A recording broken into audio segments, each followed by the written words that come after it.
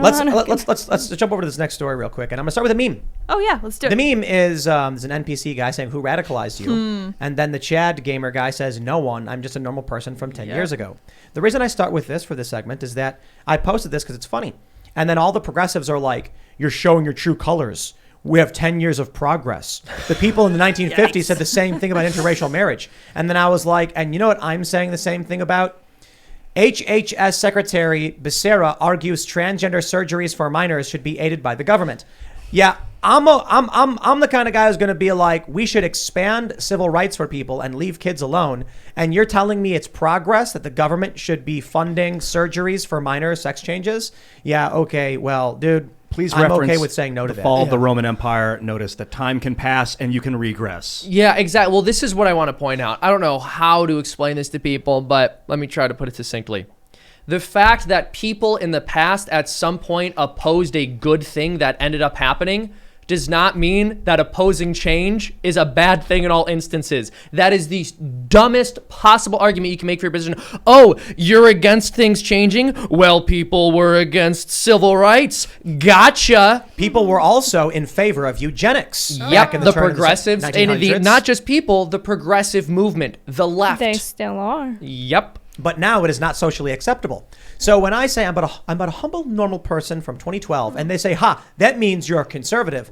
Does that mean you're still in favor of eugenics? Does that mean if you're not, you're a conservative? Anyone on the left who opposes eugenics must be a conservative, along with every other person on the right, huh? What they are saying is you need to mindlessly accept every single social change that is pushed on you by everyone above you, and if you don't do so, you are far right. That is their entire argument. Be a sheep. Go with the crowd, do what you're told. If you stand up against the modern orthodoxy, which is going to be different 5 years from now, then you are worthy of contempt. You should be excluded from public life. You're not truly a human being. You don't have rights. We're not going to listen to you speak. You are a far-right psychopathic bigot. It's part of why I don't like calling people leftists, because then they just turn it around and start yelling, right, right, right. They can tell me I'm on the right. That doesn't bother me. Ian, they are leftists. They're the ones who do it and created it. But it's all this identity crap. Them. For real, we just got to use common sense, I think. But then even that term common sense gets abused. It's funny because I agree with that. I feel like no amount of evidence will show you why you were wrong, Ian. About what? Well, about you always say this all the time, like we can't say left, we can't say right. You compared me to Mao for saying left and right. Yeah, he talked about rightists a lot. And then no matter how many times I tell you, like the left being an umbrella term describes a kind of person that are authoritarian, that believe fake news. And then no matter how many times we invite them on the show, they react the exact same way, like screaming lunatics who don't actually want to have their ideas challenged. And I keep showing you the evidence of these things we try to do. There's definitely examples, yeah, but to generalize is where it becomes dangerous. Yeah, like at a certain point, you have a But pattern, you generalize right? that unborn children aren't persons. Okay. Well, I'm debating it. That's just you have a pattern of behavior.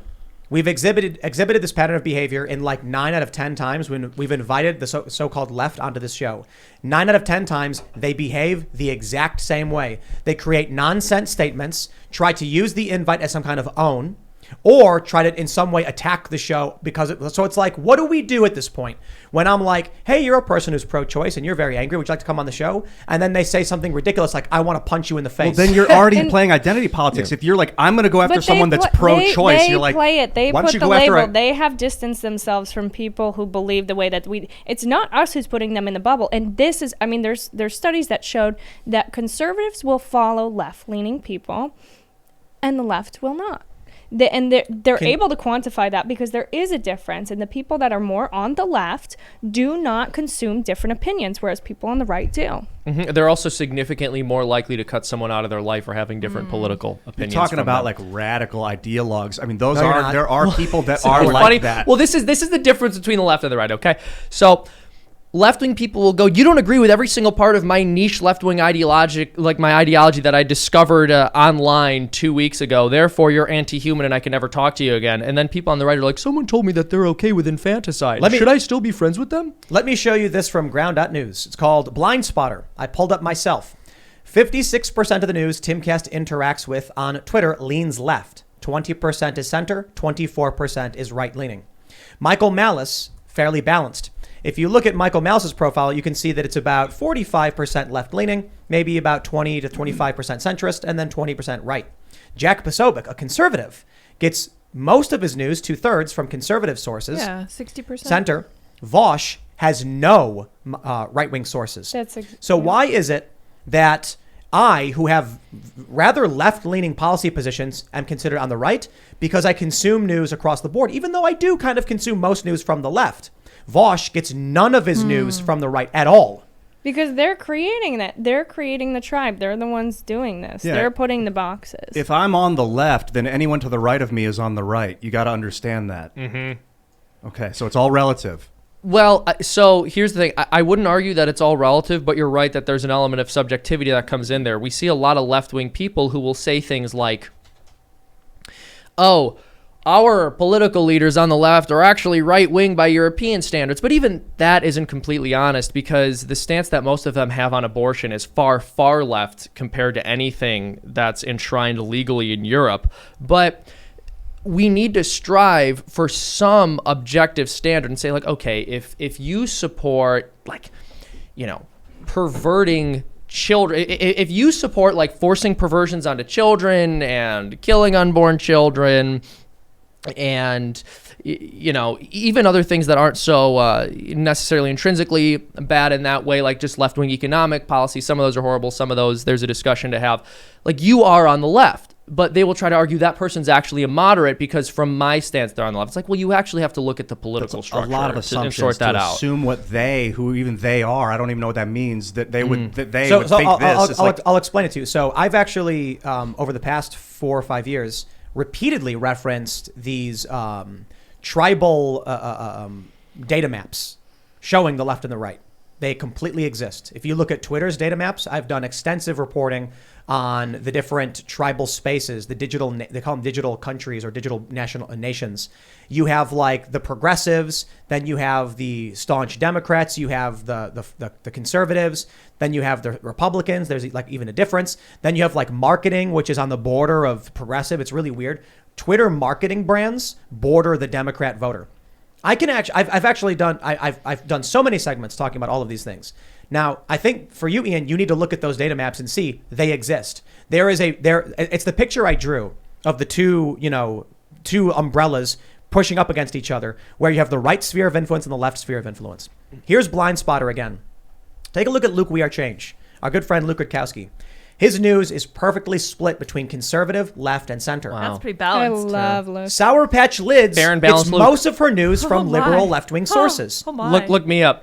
Seamus I don't Seamus want to know mine. Coughlin. Ian Crossland. That's a crown on my head, by the way. Ian Crossland gets almost none of his news from the right. That's interesting. But tell me where I get most of my news. From the middle, because that is what it's all about. The left and the right combined form one large center. I think that's actually very interesting, Ian, because most of the people I'm looking at on this don't really have a wide spread on the middle. And you seem to have a very wide spread on the middle. That was interesting. Yeah.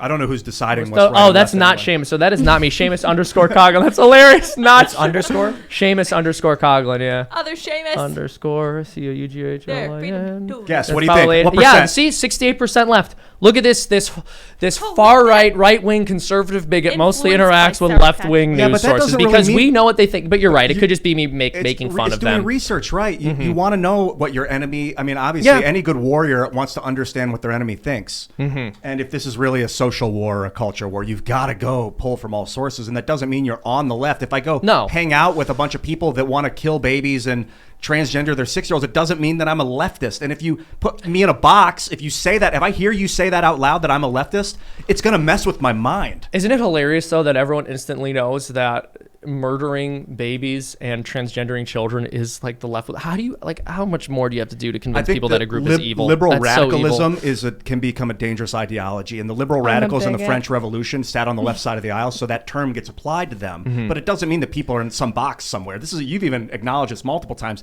They're meaningless phrases. They just kind of identify a source of some sort of tribe. But there's so many miniature intricate tribes within tribes that to coagulate them to get a point across feels destructive. I feel like you take a look at how we classify animals, right?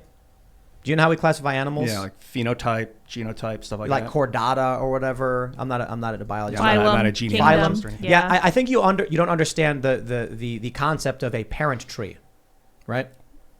Well, yeah, I understand that concept. Okay, so when we say the left, we're talking about a parent tree of a sphere of influence. You're talking of about bunch like of a different cultural groups. idea, not like an animal species. That's understand in science. We're not so- being scientific when we say left and right. This is just a cultural idea kind of thing. It refers to tribe. That's why the left calls me right wing, because I'm not in their tribe. And the right calls you left wing because it's all relative.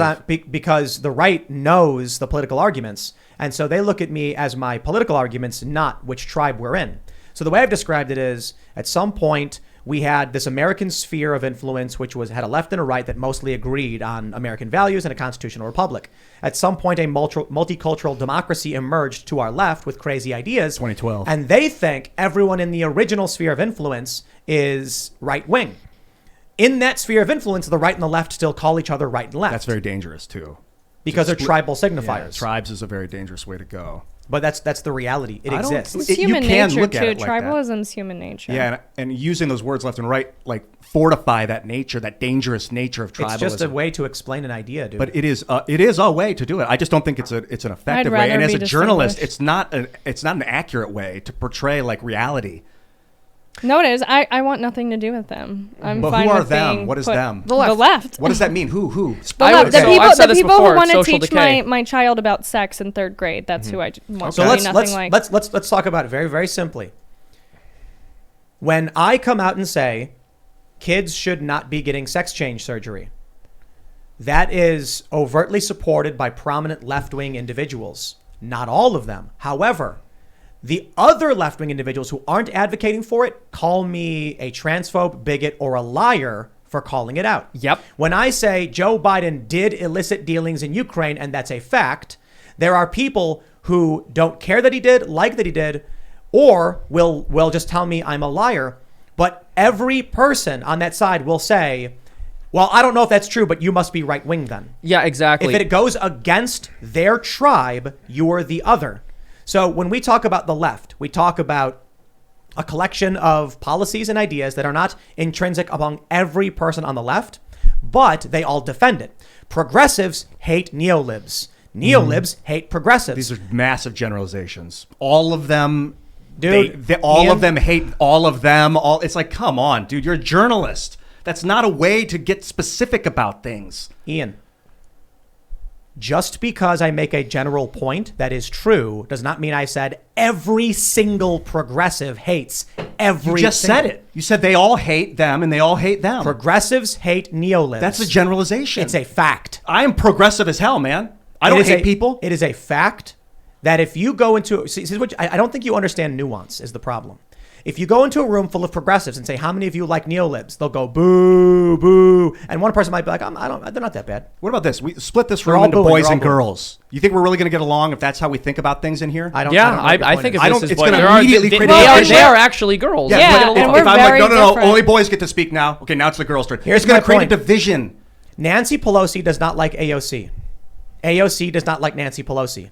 They both routinely go at each other and rag on each other, and then they vote together. Yeah, but they're catty, man. It's not. I don't care. I'm That's not creating irrelevant. a political party. That's irrelevant. Or I give them think that's a generalization about like, women. and that is a catty thing for people to do. You're I'm not- ignoring the point. Answer the argument.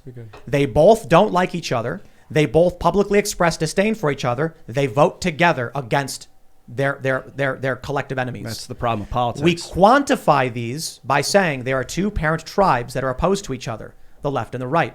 Libertarians do not get along with conservatives on a lot of issues. Conservatives don't get along with libertarians on a lot of issues. They don't hate each other, though, but they will vote together on most issues. Like the pro-life issue right now, you see Dave Smith, you see Michael Malice, very much against the establishment, the cathedral. Progressives lined up to vote for Joe Biden, even though they say they hate him. That's why we say they are the left, because there are certain things they would support even if they don't like them. But they wouldn't support Mike Pence. Mike Pence is the other tribe. There's a parent sphere of influence called a left and a right. They are not absolute. There are some overlap, but it's overwhelmingly two different spheres of influence. They are unified in a way. I was not allowed into a mom's group using my name because of my right-leaning politics in a very liberal city.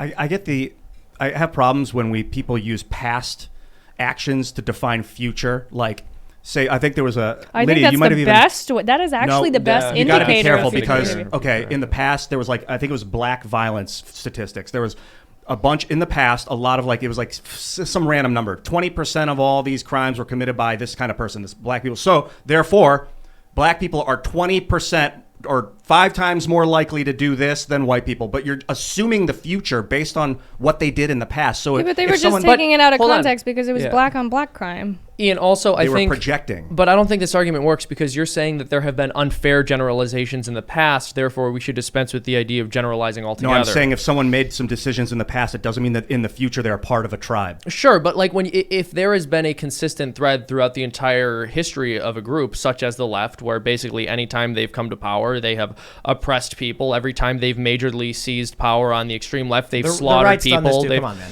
No, I'm not saying that the right hasn't, but when we talk about the left, there are certain threads that we can see through. So No, they no, no, no. they I they, gotta they stop are. you. There's authoritarianism of all I ideologies. never said there was. I But never so- said there wasn't. I'm saying when you look at the common threads on the left, it's fair to say that this is what the left is about. There's a reason No. we use that term to label Absolutely ideologues not. in our country. It's not fair to, so then you're making his argument. It's not No, fair to I'm define not. the left and right differently. There are No, common no, no, threads. no, no. Are You're- there not you're- common threads on the left? You saying that the common thread of the left is authoritarianism and oppression? Yeah. That's a common thread for humanity. Okay, that's fair, but I think that when you look at left-wing ideology, it breaks down social structures in a way that you need the imposition of authoritarian rules with their specific ideology to shift the social structure. We saw that in revolutionary France when the left was incepted, when they first came to be. We saw it everywhere that there was a revolution where the left took power afterwards. We see it in Germany. We see it in Chile. Sure, I'm not saying the right doesn't become authoritarian or violent either. That's not my point. I don't think authoritarianism is the right way to define what the tribes are necessarily. Today, certainly the left is overwhelmingly authoritarian. Mm-hmm. I would say that the left's tendency is always towards becoming authoritarian. And I would also say that when we look at the common threads, they're basically always against the Catholic Church, they're always against the family, they're always against the traditional order. Basically everywhere you see the left They're existing. always against the traditional order. Yes. And the right is typically for tradition. Yes. But the issue right now is the right has a spattering of moderates within it who have rejected the authoritarianism of the current left, and thus you end up with a more libertarian right and a more authoritarian left. And part of me wonders if that's just a consequence of the fact that one group happens to not be ascendant. So when the right is not in power, it's going to attract more moderates and people who feel they're being persecuted by the left. Yeah. I mean, if you And look vice at, versa. Look at Gab, for instance. Gab has banned discussion of porn. You know, they're not okay with it. And so, but they're also not institutionally powerful. So no one's threatened by that. If the law of the land was that certain political advocacy was not allowed, moderates would start moving away, saying we don't like the idea of the government imposing its ideology on us. Mm-hmm. Thanks for checking out this segment from the Timcast IRL podcast. But if you want to check out the full show live, tune in Monday through Friday at 8 p.m. And if you want more special access content, head over to timcast.com and become a member. Your membership helps sustain this company, keep our journalists employed, makes this show happen, and you will get access to exclusive members-only segments of the Timcast IRL podcast, and there's a massive library to check out. So again, go to timcast.com or tune in Monday through Friday at 8 p.m., and we'll see you all there.